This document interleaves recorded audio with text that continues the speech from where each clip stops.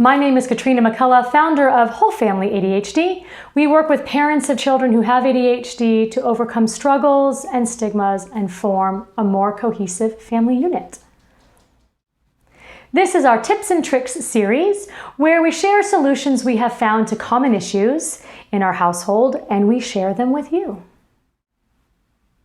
This tip and trick is something that is deeply rooted in my childhood and began since I can remember remembering, and that is the use of timers. I must give a special nod here to my mother, who has had timers in our home since the beginning of time and has used them in a variety of different ways to optimize productivity in our home. And again, you can tell my background is in project management. But there are actually studies and science to validate my mother, how timers are incredibly instrumental in helping us to stay focused and helping us to stay on track, which inevitably helps us to finish things. And as you know, finishing things is sometimes hard when you have ADHD. Timers help the brain to focus. It helps to drown out the noise. It helps to know that even though there are other things that need to be thought of and need to be done for this given period of time, we only need to work on this one thing. So I'll be making several videos about timers because they can be used in a variety of different ways. This tip and trick today is specifically for your children and specifically for completing a task. Has this ever happened to you? You spend most of your day flittering about and then all of a sudden it's 5 p.m. and suddenly you're able to get almost half a day's worth of work done in half an hour before you leave. You drown everything else out, you put your head down, you tell your brain to focus on this one thing or maybe a small handful of tasks at the end of the day, and you get them all done. It's not magic, it's how so many of us humans work, and spoiler alert, it's how your children may work too. So what are the core tenets of timers for tasks? Because like with anything else, there are always ways to use them to optimize your time. And then there are ways to use them that simply end up annoying everyone in the end. And the goal is to find the ways that are going to work best for you and your family. So here are the guidelines that I use in my home. Number one, timers have to be short. Timers should be between 1 and 5 minutes per specific task. As a rule, I almost never use a timer for my children longer than 5 minutes because a child with ADHD is probably going to struggle even with that.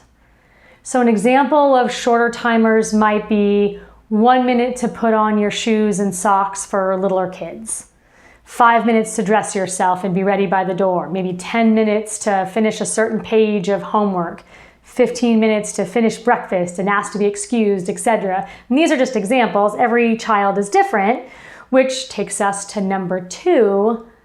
Number two is that they need to be realistic. This does require some calculation on your part, how much is left to do in a task and how long your child can realistically get it done if they are focused. It's an art and a science. It's okay to increase the time if your child is working very, very hard, but is not able to complete the task in the allotted time. I've had to do that numerous times when my child was taking a long time to eat dinner, and I finally say, okay, you have 10 minutes to finish dinner. And if he's working really hard, and putting the food on the utensils and eating it, but I can tell he's not going to finish it in 10 minutes. I don't want to punish him when he's trying, so I'll just tell him, okay, buddy, you're doing a great job. I'm going to give you maybe 3 more minutes. And again, that's where the calculation comes in, being able to, for the most part, accurately judge what's realistic.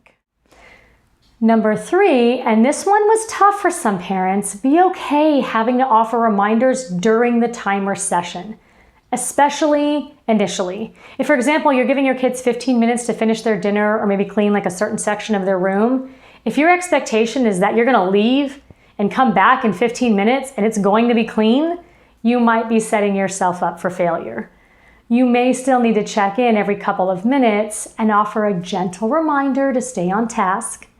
So the goal over time can be to expand the intervals in which you have to remind your children, but if you set a timer for the first time, walk away, and come back 15 minutes later, you may be disappointed. And then that may teach your children that timers don't work, and it makes them feel like they've let you down again, and it may make this whole practice feel like a failure, when in fact a couple small tweaks can make timers incredibly successful and in our family critical to getting as much done as we are able to get done. Number 4 is that they have to have some kind of reward attached to them, especially initially. We strongly advocate to not attach a punishment for not completing the task on time, but rather a reward for completing the task on time. Rewards and punishments have very different impacts in your brain. One is motivating and one can actually be very demotivating, which in turn makes the whole point of timers moot. We will have a video on rewards, but in general, the reward should be equal to the complexity of the task, should be something that they genuinely want, and should be something you are really okay not giving them. So I'll be honest, we do use treats and we do use screen times as rewards. We are very sensitive to the fact that not every family would be comfortable with that, so the rewards have to work for your family. Some examples of rewards: we struggled for a while with my son being able to get all of his homework done. So I actually started a 2-tier reward system with timers. I would look at a given page of homework and try to guess if it was 5 minutes worth of work or 10 minutes, etc.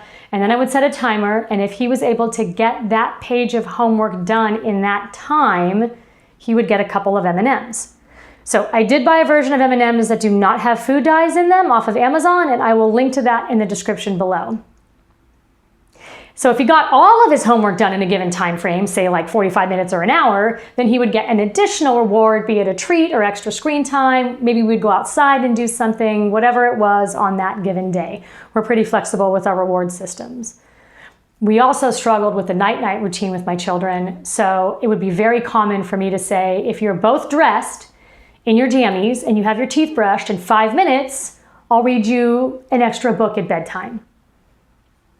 The last one, number 5, is that it needs to be where they can see it. There are a lot of amazing apps that you can actually download to your phone that have what are called visual timers. So even little kids can actually see the time lapsing. And there are some pretty fun timers you can buy off of Amazon or other sites as well if you don't want to have a phone sitting on your table or a tablet, but you still want them to have a visual of their time. I'll link a few in the description below. So that's it for us and timers. For some tasks in our lives, we use timers every single time. And for other tasks, I'll just spin up a timer right in the middle of doing something if I'm finding that my child is struggling to focus. And especially if tensions are starting to rise and I'm experiencing a little tug of war, one of my immediate go-tos is to say, all right, I'm going to set a timer. You have this amount of time to get it done. And if you do it, you can have X, Y, Z. That does require you to be able to think quickly in the moment, and that is why we call them super parenting skills.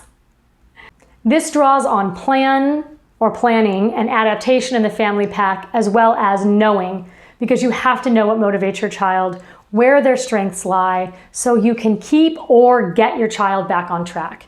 And timers are just one amazing tool in your toolkit. We hope you like this tip and trick. If you use timers in your own home, please comment below on what has worked for you. If you have recommendations for apps or other gadgets, we'd love to hear about them as well. Please like and subscribe to this channel. Visit us on our website at www.wholefamilyadhd.com to learn about our one-on-one coaching for parents of children who have ADHD, and check out our future workshops, and join us on Facebook. We look forward to seeing you and your pack again real soon.